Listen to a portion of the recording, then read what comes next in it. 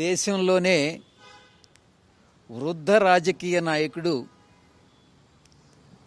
చంద్రబాబు నాయుడు గారి పుణ్యమానని నన్ను లిక్కర్ కేసులో అల్టీరియర్ మోటివ్తో A5గా అటు కొంతమంది ఏదైతే లిక్కర్ కేసులో నిందితులుగా ఉన్నారో వాళ్ళ చేత స్టేట్మెంట్ ఇప్పించి నాకు ఎటువంటి సంబంధం లేకున్నా కూడా కేసీఆర్ గారు గతంలోనే చెప్పారు, most dirtiest politician in the country అంటే ఎవరంటే చంద్రబాబు నాయుడు గారు అని. ఆయన పుణ్యమానని ఈరోజు ఈడీ వాళ్ళు A5 నన్ను FIRలో A5గా చేర్చారు కాబట్టి ఈరోజు నా యొక్క రెసిడెన్షియల్ ప్రిమైసెస్ని సెర్చ్ చేయడం జరిగింది. ఈ యొక్క సెర్చ్ అండ్ సీజర్లో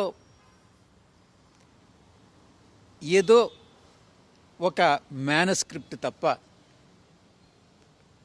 ఏది కూడా దొరకలేదు, ఏది కూడా లేదు. ఎందుకనంటే ఈ యొక్క స్కామ్తో నాకు సంబంధం లేదు కాబట్టి, ఈ యొక్క డర్టియెస్ట్ పాలిటీషియన్ ఉద్దేశపూర్వకంగా నన్ను ఈ యొక్క కేసులో ఇంప్లికేట్ చేశాడు కాబట్టి వాళ్ళు ఏదో వచ్చారు, సెర్చ్ చేసుకున్నారు, ఏదో సిట్ వాళ్ళు రికార్డ్ చేసినటువంటి కొన్ని స్టేట్మెంట్స్ ఇక్కడ ఇంట్లో ఉండడం జరిగింది, వాటిని తీసుకెళ్ళడం జరిగింది. అది కాకుండా ఒక 6 లక్షల రూపాయల నగదుని ఇంట్లో ఉన్నది, దాన్ని సీజ్ చేసేటటువంటి అవకాశం లేదు. ఎందుకనంటే 6 లక్షల రూపాయలు నగదు మా యొక్క అమ్మగారు 90 సంవత్సరాల వయసు ఉంది కాబట్టి అపోలో ఏదైనా హాస్పిటల్ వైద్యం నిమిత్తం ఇంట్లో పెట్టుకున్నాం కాబట్టి దానికి అది అగ్రికల్చరల్ ఇన్కమ్ కాబట్టి దాన్ని సీజ్ చేసేటటువంటి అవకాశం లేదు. నేను ఒక్కటే చెప్తా ఉన్నా, ఈ యొక్క వృద్ధ పొలిటీషియన్కి, రాజకీయ నాయకుడికి, మీరు ఈ యొక్క కుట్రపూరితమైనటువంటి కుటిల రాజకీయాలు చేసినంత కాలం మీకు చరిత్ర మిమ్మల్ని మరిచిపోదు, చరిత్ర మిమ్మల్ని క్షమించదు. ఈ యొక్క ఆంధ్రప్రదేశ్ రాష్ట్రం ఈరోజు నాశనం అయిపోయింది అని అంటే అది దానికి చంద్రబాబు నాయుడు ఒక కారకుడు అన్నటువంటి విషయాన్ని నేను తెలియజేసుకుంటా ఉన్నా. ఈరోజు రాష్ట్రంలో ఉన్నటువంటి ఇటు కూటమి తెలుగుదేశం పార్టీ కానీ అటు వైఎస్ఆర్సీపీ కానీ ప్రజలకు ఆంధ్ర రాష్ట్రాన్ని అభివృద్ధి చేయడంలో కానీ ప్రజలకు సేవలు అందించడంలో కానీ రాష్ట్రాన్ని సర్వతోముద్రికంగా నడిపించడంలో కానీ పూర్తిగా విఫలమైనటువంటి నేపథ్యంలో ఒక థర్డ్ ఫోర్స్ అన్నటువంటిది ఈరోజు రాష్ట్రంలో ఆవశ్యకత ఎంతైనా ఉంది అన్నటువంటి విషయాన్ని నేను ఈ సందర్భంగా తెలియజేస్తా ఉన్నా.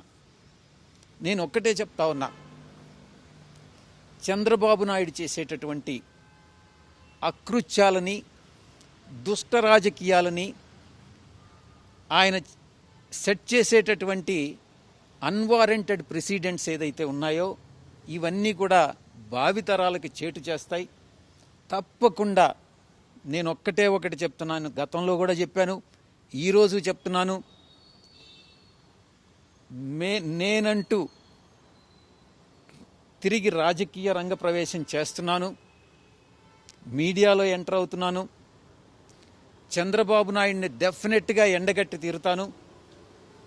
నేను గతంలో పార్లమెంటు ముందు చెప్పినట్లుగా చంద్రబాబు నాయుడు ఇదే రాజకీయాలని, దుష్ట సాంప్రదాయాలని, దుష్ట రాజకీయాలని కానీ కొనసాగిస్తే అధికారంలోకి వచ్చిన తర్వాత తప్పకుండా చంద్రబాబు నాయుడు మీద చర్యలు తీసుకోవడం జరుగుతుంది అని నేను పదే ఒక్కానించి చెప్తా ఉన్నాను. మీరేదైనా ప్రశ్నలుంటే అడగచ్చు. విచారణకి పిలిచే అవకాశం ఉంది. ఆ విచారణకి రమ్మని చెప్పి వీళ్ళైతే ఏం చెప్పలేదు.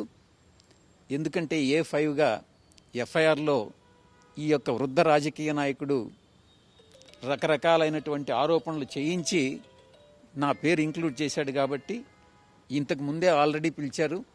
ఇది రెండవది. మూడవసారి కూడా పిలిచే అవకాశం అయితే ఉంటుంది. సార్, మీరు కొన్ని నెలల క్రితమే ఈడీ విచారణకు అటెండ్ అయ్యారు. చెప్పాను కదా నేను. ఇప్పుడు సోదాలో మాత్రమే జరిగాయి సార్, మళ్ళీ ఏమైనా క్వశ్చన్ చేయడం లాంటివి?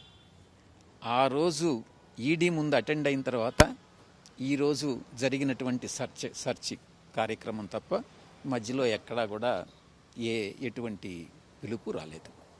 సార్, ఇంట్లో ఉన్న డబ్బు సీజ్ చేయలేదు? 6 లక్షల రూపాయలు నీ దగ్గర కూడా ఉంటుందబ్బా. 6 లక్షల రూపాయలు మీ అందరి దగ్గర ఉంటుంది. అది మెడికల్ ఖర్చులు కావచ్చు, తిండికి కావచ్చు, మీ ఇంట్లో కుటుంబ ఖర్చులకు ఉండవా? నేను ఒక్కటే చెప్తా ఉన్నా, మీరు ఇంపార్టెంట్గా నోట్ చేసుకోండి. సెర్చ్ చేయాల్సింది విజయసాయిరెడ్డిని ప్రెమిసెస్ కాదు, సెర్చ్ చేయాల్సింది చంద్రబాబు నాయుడు ప్రెమిసెస్ని. ఈరోజు నెలకి 5,000 కోట్ల రూపాయలు లంచం తీసుకొని అక్రమ ఆస్తులను కూడబెట్టుకుంటున్నారు విదేశాల్లో అంటే అది చంద్రబాబు నాయుడు మాత్రమే. నెలకు 5,000 రూపాయలు మినిమం అంటే సంవత్సరానికి 60,000 కోట్లు, 5 సంవత్సరాలకి 3 లక్షల కోట్లు. ఇది 3 లక్షల కోట్లు నేను మినిమం అంటే మినిమంగా చెప్తా ఉన్నా. చంద్రబాబు నాయుడికి 80 ఏళ్ళు వస్తూ ఉన్నాయి. ఏం చేస్తాడు? ఒక్కగానొక్క కొడుకు ఎత్తుకొని పోతాడా ఈ యొక్క డబ్బు అంతా? గతంలో ఆయన 40-42 సంవత్సరాలుగా రాజకీయాల్లో ఉన్నాడు. 16 సంవత్సరాలు ముఖ్యమంత్రిగా పనిచేశాడు. కొన్ని లక్షల కోట్లు ఆర్జించాడు. ఈవెన్చువల్గా ఏదో ఒకరోజు పోవాల్సిందే కదా. ఈ భూమి మీద అతను శాశ్వతమా? అందుకే నేను ఒక్కటే చెప్తా ఉన్నా, అట్లీస్ట్ చనిపోయేటప్పుడైనా పుణ్యం చేసి చచ్చిపో చంద్రబాబు నాయుడు గారు అని చెప్తా ఉన్నా. మంచి కార్యం చేయండి, ప్రజలకు ఉపయోగపడే కార్యక్రమం చేయండి. అంతేగాని ప్రజలను రాజకీయ ప్రత్యర్థులను ఎప్పుడు నువ్వు శత్రువులుగా చూడొద్దు. రాజకీయ ప్రత్యర్థిగానే చూడండి. మీరు ఆర్జించే 5,000 కోట్ల రూపాయల నెలకు శాశ్వతం కాదు. అది మీకు ఎప్పటికీ సంతోషాన్ని ఇవ్వదు. మీరు చేసేటటువంటి ప్రజాసేవ మాత్రమే మీకు సంతోషాన్ని ఇస్తుంది. అందుకే నేను చెప్తా ఉన్నాను, జీవిత చరమాంకంలో కొన్ని మంచి పనులు చేసి మరణించినట్లయితే ప్రజలు గుర్తుపెట్టుకుంటారు, చరిత్ర పుటల్లో మీరు శాశ్వతంగా నిలిచిపోతారనని ఈ సందర్భంగా తెలియజేసుకుంటూ సెలవు తీసుకుంటా ఉన్నాను. జగన్ గారు హైదరాబాద్ కేంద్రంగా మరొకసారి మకాం మార్చబోతున్నారు, వచ్చేయడానికి పాదయాత్ర చేయబోతున్నారు అంటే ఆయన ఏపీని బయటకు వచ్చినట్టు. అది జగన్ గారి విషయం, జగన్ గారిని అడగండి. నన్ను అడిగితే నాకేం తెలుస్తుంది? కాలం పాటు ఆయనతో ఉన్నారు మీరు. ఉంటే ఆయన ఏ రకంగా ఆలోచిస్తాడో నాకు తెలుస్తుందా?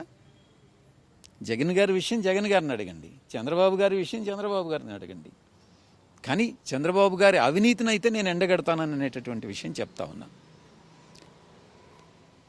వైఎస్ఆర్సీపీని గురించి మాట్లాడలేదని అనుకోవచ్చు మీరు. వైఎస్ఆర్సీపీకి ప్రజలు బుద్ధి చెప్పారు,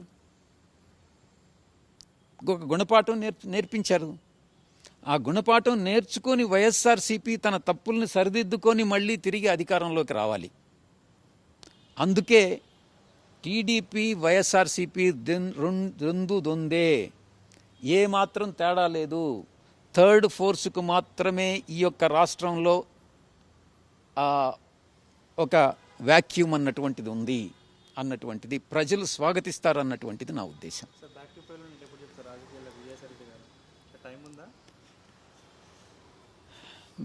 జూలై 2026 సంవత్సరం కూడా అడగండి. ఇమ్మీడియట్గా ఛానల్ అయితే డిజిటల్ లాంచ్ అవుతుంది. నేను చెప్పిన మాట తప్పాలనుకునేటటువంటి వాడిని కాదు. అటు మీడియా రంగంలోనూ ఇటు రాజకీయ రంగంలోనూ ప్రవేశిస్తానని ఈ సందర్భంగా చెప్తా ఉన్నాను. Thank you.